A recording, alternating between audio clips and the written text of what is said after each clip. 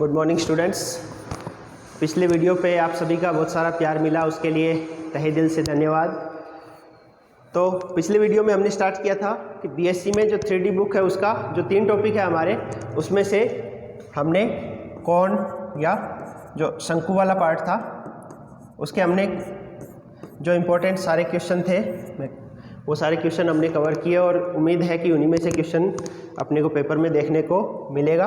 अब आज जो 3D का सेकंड टॉपिक है सिलेंडर, उसके बारे में पढ़ेंगे, सिलेंडर या बेलन। तो इसका जो भी पिछला वीडियो थोड़ा सा बड़ा हो गया था क्योंकि उसमें थ्योरेटिकल और क्वेश्चन दोनों एक साथ कर लिए थे। तो अब मैं इस वीडियो में ये करूँगा, थ्योरेटिकल वाला एक अलग वीडियो बनाएंगे जिसमें हम थोड़ी डेफिनेशन और थोड़ा कैसे करना है क्वेश्चन, और जो क्वेश्चंस आए हुए हैं उनको अलग वीडियो में। तो इसके 2 वीडियो बनाएंगे। तो स्टार्ट करते हैं। तो सिलेंडर में सबसे बेसिक जो है, जैसे आपको बता चुके थे कोण में जैसे पढ़ा था वैसे ही इसकी जो डेफिनेशन है, इसमें हमें कर्व दिए होते हैं 2 और इन कर्व से पास होने वाली जो लाइंस है इनसे जो बनेगा उसे हम सिलेंडर या बेलन कहते हैं। ये जो कर्व है इनको वही गाइडिंग कर्व बोलेंगे। और इसके बाद में एक फिक्स लाइन होती है जिसके पैरेलल लाइंस जो इन दोनों कर्व से पास होती है उससे ये सिलेंडर बनता है। तो ये जो फिक्स लाइन होती है इसको बोलते हैं इसका एक्सिस या एक्स। इसका जो अक्ष है वो, ये जो फिक्स लाइन होती है वो इसका अक्ष होती है। और तो अब की बार हमें क्वेश्चन में लाइन का इक्वेशन दिया जाएगा अक्ष का और गाइडिंग कर्व दिया जाएगा। तो इसमें भी 3 टाइप के सिलेंडर हम पढ़ेंगे। जो सबसे फर्स्ट टाइप का है हम डायरेक्ट जो क्वेश्चन है उनके थ्रू पढ़ते हैं, तीनों टाइप।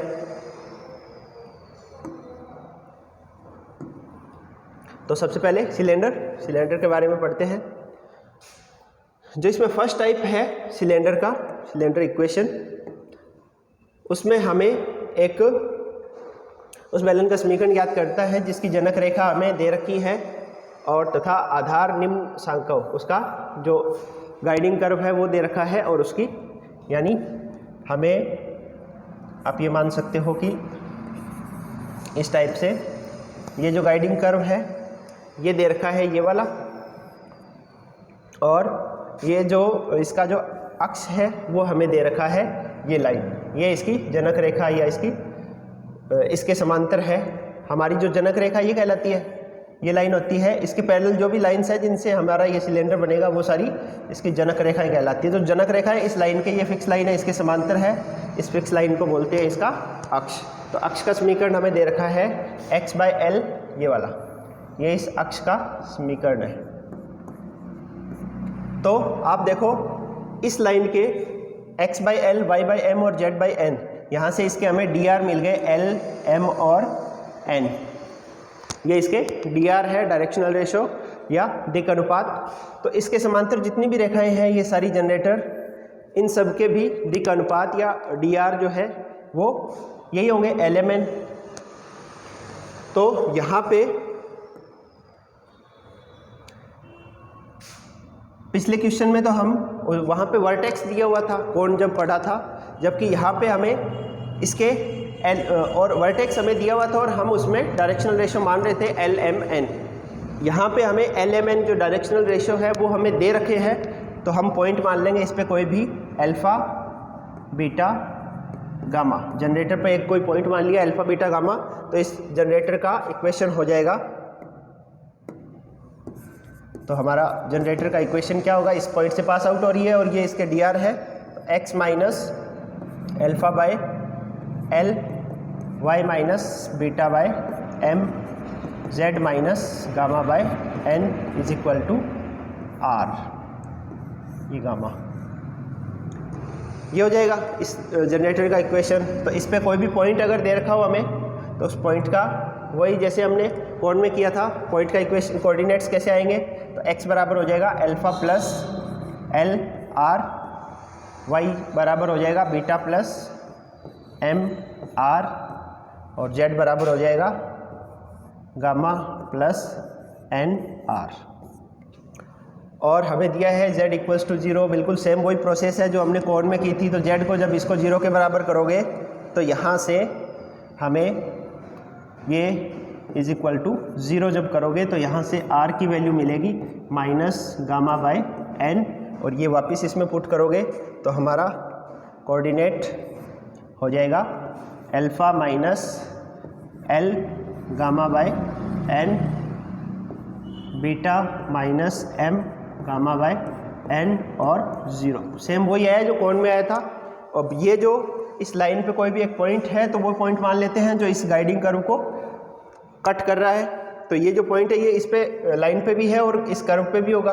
तो ये पॉइंट हम इस जो हमें गाइडिंग कर्व दे रखा है इसमें पुट करेंगे वापस, और जब सोल्व करोगे लास्ट में अल्फ़ा बीटा गामा की जगह हम एक्स वाई जेड रखोगे तो जो इक्वेशन आएगा वो इस सिलेंडर का इक्वेशन आएगा। ये है सिलेंडर का फर्स्ट टाइप, ये है टाइप फर्स्ट।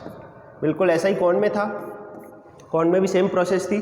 कौन में डिफरेंस ये था कि कौन में हमें वर्टेक्स दिया गया था उसका अल्फ़ा बीटा गामा, जबकि यहाँ पे हमें और हमने कौन में जो वर्टेक्स तो दिया गया था और हमने इस जो जनरेटर था उसके डायरेक्शनल रेशियो माने थे L, M और N।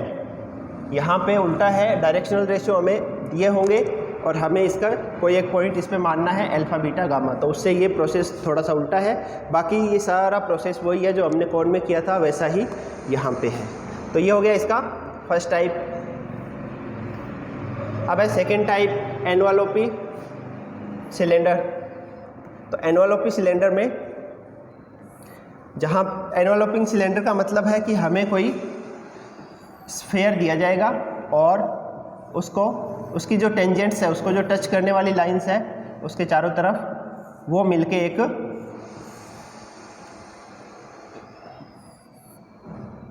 सिलेंडर का निर्माण करती है।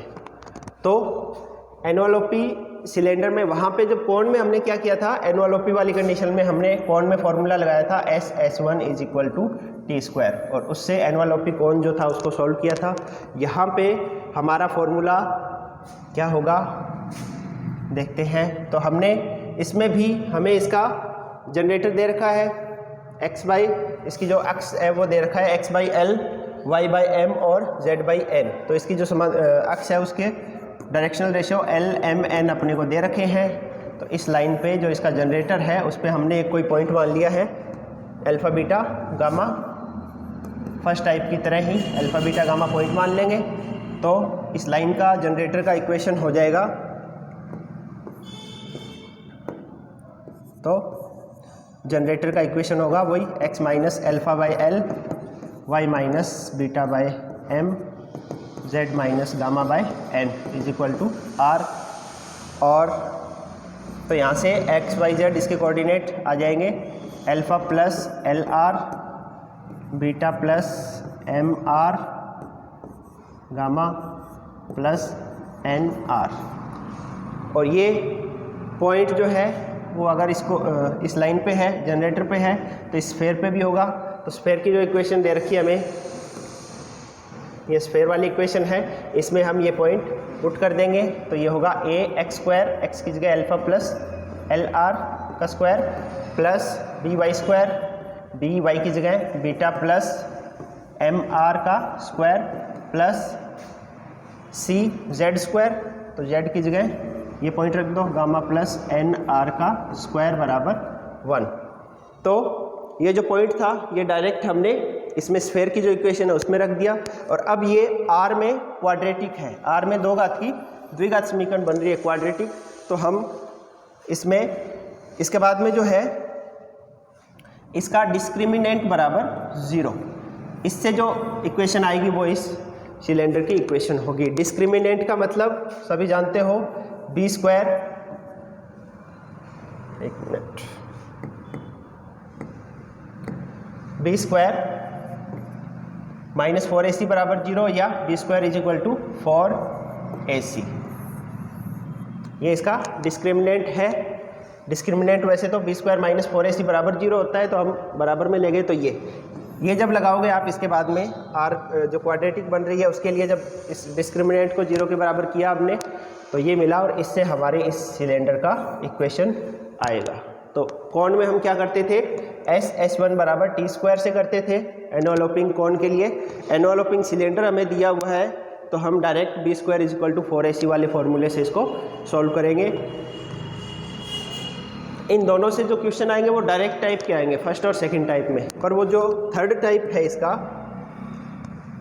ये वाला राइट सर्कुलर सिलेंडर, इसके क्वेश्चन सॉल्व करने वाले क्वेश्चन आएंगे हमारे पास।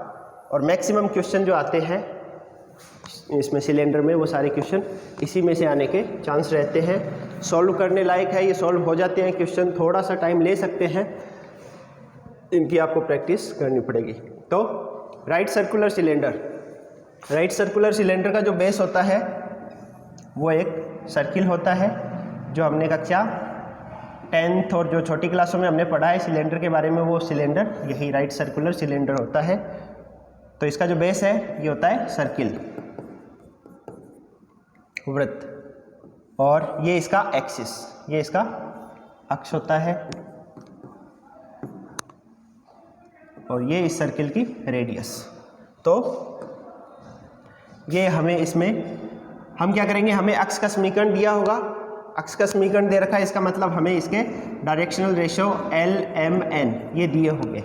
जैसे ये देखते हैं क्वेश्चन, उस लंबवर्तीय बेलन का समीकरण ज्ञात करना है जिसकी त्रिज्या R, त्रिज्या हमें दे रखी है R, और तथा अक्ष का समीकरण x minus alpha by L, Y minus beta by M, Z minus gamma by N, ये अक्ष का समीकरण दे रखा है। तो ये एक ऐसी लाइन का इक्वेशन होता है जो अल्फा बीटा और गामा, यहाँ पे गामा है, अल्फा बीटा गामा इन पॉइंट से पास आउट होती है, और जिसके डायरेक्शनल रेशियो LMN हो।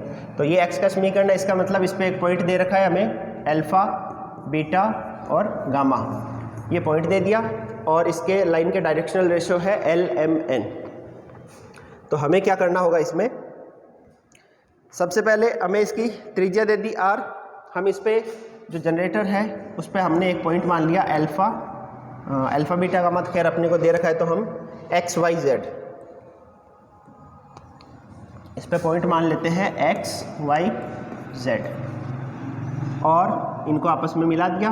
एक इस पॉइंट से हम जनरेटर पे एक परपेंडिकुलर M, ये पॉइंट हो गया हमारा A और ये हो गया P।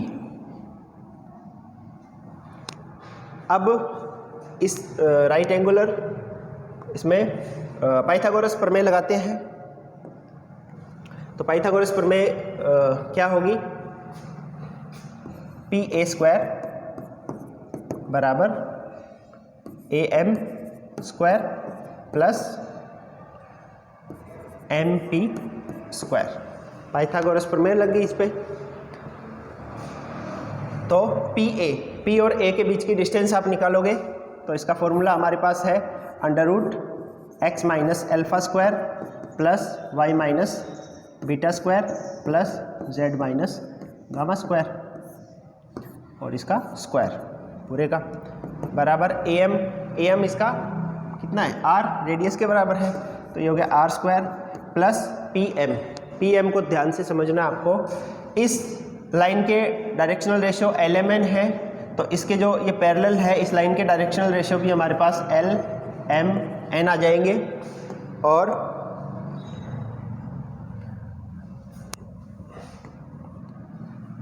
तो इसके डायरेक्शनल रेशियो हमारे पास आ गए LMN। इस लाइन के डायरेक्शनल रेशियो, दो पॉइंट को मिलाने वाली कोई लाइन है तो उसके डायरेक्शनल रेशियो दिक् अनुपात जो होते हैं वो x1 minus x2, y1 minus y2, z1 minus z2। तो इसके दिक् अनुपात हमारे पास क्या आएंगे इस लाइन के, PA लाइन के, x minus alpha, y minus beta और z माइनस गामा। तो ये डिस्टेंस निकालने के लिए फॉर्मूला हमारे पास हो जाएगा L into x minus alpha, इसके डायरेक्शनल रेशियो और इसके डायरेक्शनल रेशियो है उनका मल्टीप्लाई करेंगे, plus m into Y minus beta plus z into z नहीं LMN, n into z minus gamma upon under root इसके जो इस लाइन के डायरेक्शनल रेशियो जो है L square plus M square plus N square का under root और पूरे का, ये तो MP की वैल्यू आ गई, इसका स्क्वायर भी दे रखा है तो इस पूरे का स्क्वायर। तो ये हमारा फॉर्मूला होगा जिससे हम डायरेक्ट इस क्वेश्चन को सॉल्व करेंगे। इसको अच्छे से समझ लेना है कि इन दोनों के यहाँ पे हम इस पे एक पॉइंट ले लिया XYZ, और अब पाइथागोरस प्रमेय लगाते हैं और उससे सॉल्व करते हैं। पाइथागोरस प्रमेय में PM जो डिस्टेंस है उसके लिए ये फॉर्मूला, इसको अच्छे से ध्यान रखेंगे। मैक्सिमम आपके जो क्वेश्चन हम करेंगे वो सारे क्वेश्चन, ये मान लो 80% जो क्वेश्चन आएंगे वो सारे इसी पैटर्न पे आएंगे। तो हम इसके द्वारा ही, इस फॉर्मूले से, जो ये राइट सर्कुलर सिलेंडर है इसके क्वेश्चन आते हैं मैक्सिमम, तो ये फॉर्मूला रहेगा। उम्मीद करता हूँ आपको समझ में आ रहा है। Thank you very much.